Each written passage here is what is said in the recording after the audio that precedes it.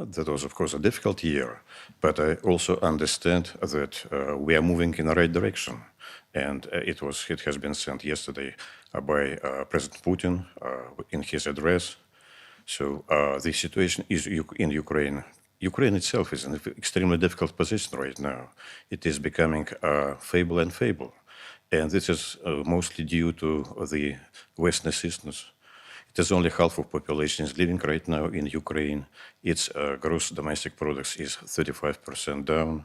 It lost its industry and agriculture. It is losing its human resources because it's already the seventh wave of inscription calling up. And it is less and less trained people are now fighting in the Eastern Front. As for our side, we are steadily gaining terrain and moving and acquiring more and more terrain, and we continue to do that. You mentioned just now President Putin's address yesterday. In that address, he said that honor, trust, and decency were not things that the West recognized. What is honorable, what is decent about destroying the infrastructure, the electricity of a country which is now 30 degrees below in the middle of winter and where people are really in deep, deep distress? What's honorable about that? It is, we are destroying command controls and communication system of the armed forces.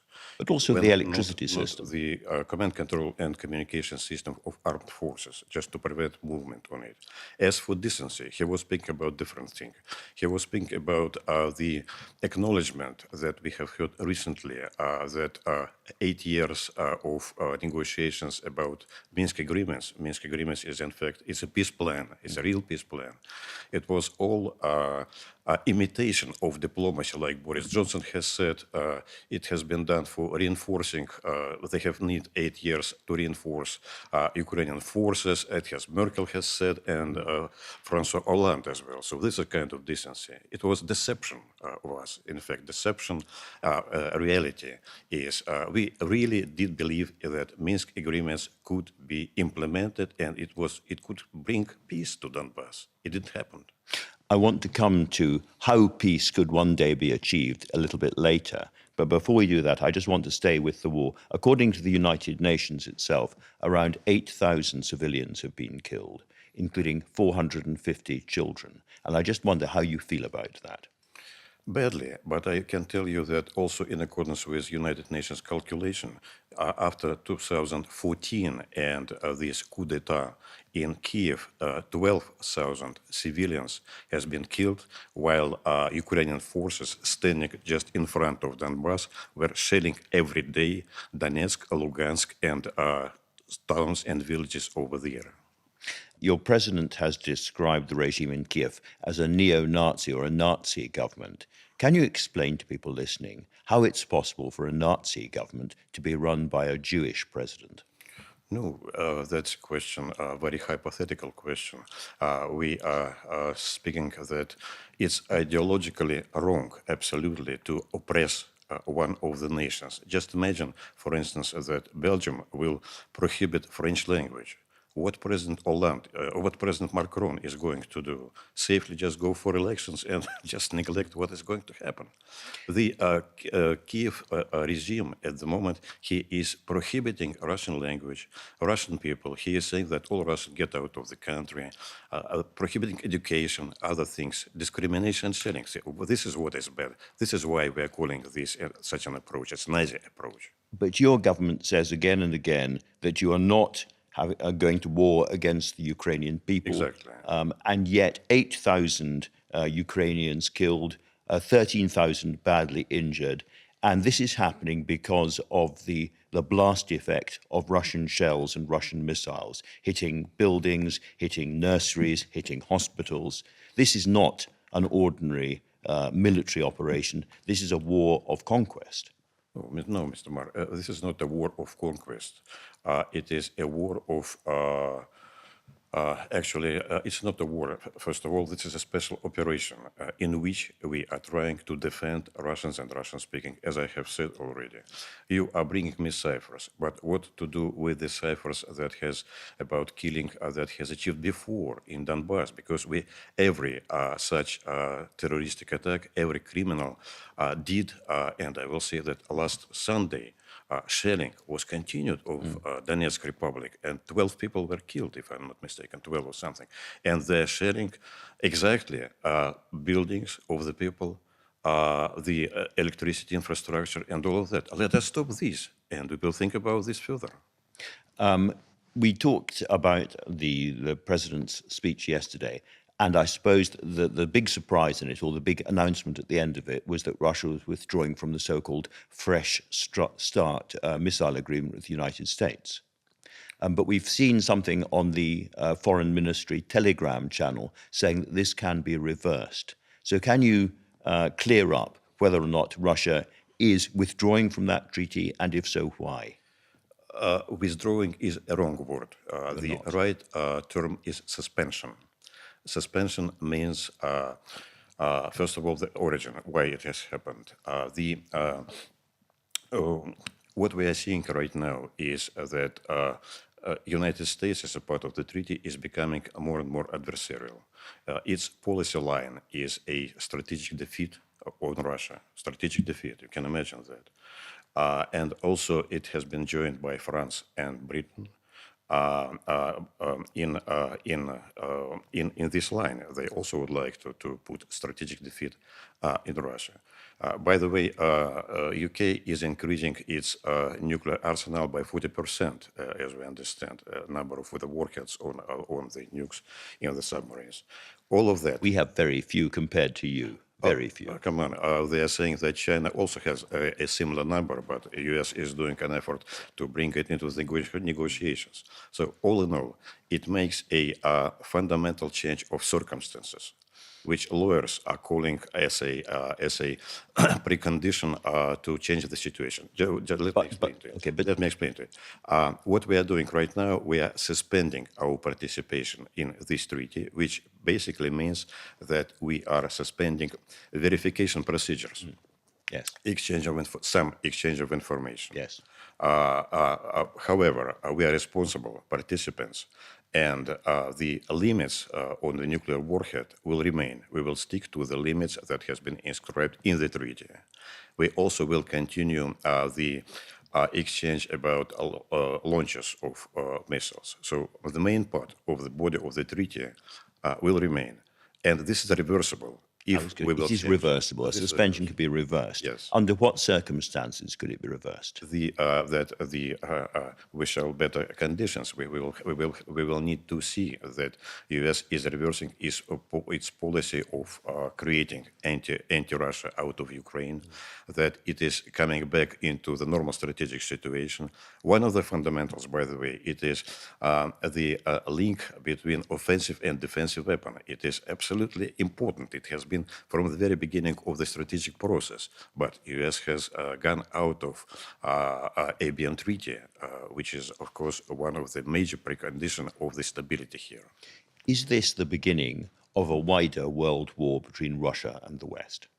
I hope, and I do not know, not at all, not this one step, but however, NATO countries are going deeper and deeper into the conflict, especially UK as a leading European country in this aspect by providing a more fighter and jets more. now, possibly. There's a cause to provide fighter jets as well as new battle tanks. Not sure, but the long-range weapon is the most dangerous here.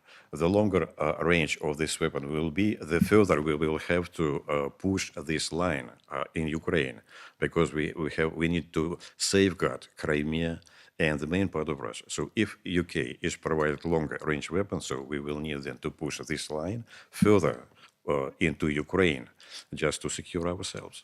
So further longer range missiles from the West means a push of the front line further west into Ukraine. Exactly. And can I ask, are there any circumstances at all in which Russia would use nuclear weapons in this conflict? In this conflict, no. We have a very clear doctrine, and it is describing a very precise case when a nuclear weapon can be used. It is if nuclear attack is launched against Russia for the first time, and if conventional attack will be so grave that that existence of our state is in danger. Perhaps I'm citing the doctrine not correctly, but these are the sense of these two things. This conflict does not suit any of this situation. First of all, it is normal treatment of Russian people, normal treatment, just abandoning these ideas of prohibiting all Russians, including Russian culture and all of that, and extermination of Russian people from the Ukraine. This is number one. And second, of course, security for Russia, and the threat should never come from the Ukrainian territory. Pretty simple conditions, I will say that. Would some kind of internationally overseen regime covering the Donbass with United Nations oversight be acceptable as a way of giving those guarantees? We have already tried this in the OSCE. I was ambassador to the OSCE, and we have done many attempts to that international regime will cover this. Unfortunately, it has become unilateral. It was working these OSCE people. They were working on one-sided and only for the Western, for the benefit of Western countries. So if that's not acceptable, I do not say that it is not acceptable. It's a matter of further negotiations, but this situation, it is not yet over there, and we fully understand that at the moment Kyiv totally rejects an option of peace talks. Because part of the reason for all of this that President Putin described more than a year ago was NATO expansion and lack of NATO credibility. This war has clearly done exactly the opposite of what he wanted. Finland and Sweden now want to join NATO. President Zelensky is going to the NATO summit, I think, next month. In other words, NATO is getting stronger and advancing as a result of what has happened. Is there no rethinking in Moscow, thinking this is actually not exactly what we did not intend to happen? We've made a mistake here. We have gone through 7 waves of enlargement of NATO, in spite of all promises that this is not going to happen. We were telling every year and every time that this is bad, that it is not increasing security, but it is decreasing security. And now we have come to the point in December 2021, before the February, when we have said either you stop or we will have a problem. We will have to respond by military technical means. And NATO, instead of this, NATO has sent us a kind of a letter. Let's have a large-scale discussion of different topics. This discussion we held for 10 years and more, even more after that. So nothing has happened. They do not listen to our warnings. So it resulted in the conflict. As for Finland and Sweden, it's a right question. We always hoped that they will keep neutral position, but at the same time, 2 of these countries were close to NATO for long years. They were sitting in the same bodies of NATO, planning together with NATO, exercising together with NATO. So this is not a big change, although it is very unpleasant for us because we now have to deploy new forces in the north and northwest, which the forces that we have withdrawn after the CFE treaty has been concluded. So right now we just need to reinstall these positions, and we will clearly be doing this. President Putin, as part of that, has put Russia effectively on a war footing in terms of its economy. You know, the economic shift to military production is very pronounced. Waves and waves of new conscription is going on. Is Russia looking to the long term for a long-term war? That we're assuming that this is going to go on for years to come, because that's what it looks like from the outside. I do believe that you have read yesterday's statement by President Putin, and it is clearly that he has made a dividing line between the military operation in Ukraine and the development of economy in the civilian way, routes, enterprises, factories, and so on. In that way, I will say that sanctions that has been imposed on Russia, they are helping us right now. Of course, we are going through the turbulent period when we have to reconstruct our logistics. But in the past, if you remember, during Soviet Union, we were producing aircrafts, cars, lorries, electronics, ourselves, trains, and all of that stuff. After 19 and market economy, we were only buying it, unfortunately. It does not help economy. So you're going back to a right more now, Soviet-style economy? not to the Soviet style, but on a new level, totally. What we have now to build our own production, our own industry, we will have to reinstall civilian industry. And this is very important for development, I will say. And I think it's today that there's a high-level Chinese delegation in Moscow. How important is it for the future of Russia and Russia's military efforts, this Chinese alliance? For military efforts, it is nothing, I will say, because we do not have an alliance with China, sort of military alliance. It is not with China. Politically, we are close. Politically, economically, we are close. Trade has increased enormously because all trade that we have with Europe is now turned. With UK especially, it is 99% of trade has been cut off by UK. So it is reoriented to China. China, India, other Eastern countries. Logistics is difficult. But we do believe that China is our friend, and it is a nation that understands the situation much better than here in England, in the UK. And globally, they also do not feel that United States, together with other Anglo-Saxon countries, should dominate in the world. The world should be multipolar, and we see that Beijing, China, is seeing clearly this picture, and in this sense, they are supporting us.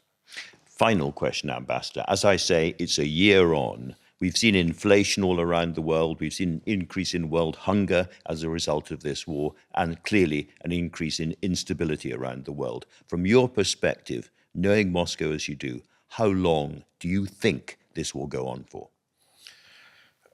We are at the start of a difficult 10 years, of course, because lots of things are changing right now in the market, in economy, in the correlation of forces in the places of different states. But I think that we... So 10 years of instability, potentially. Not of instability, but 10 years of changes. Serious changes in the world order, I will say. Ambassador Kalin, thank you very much for talking to LBC. Thank you very much to you.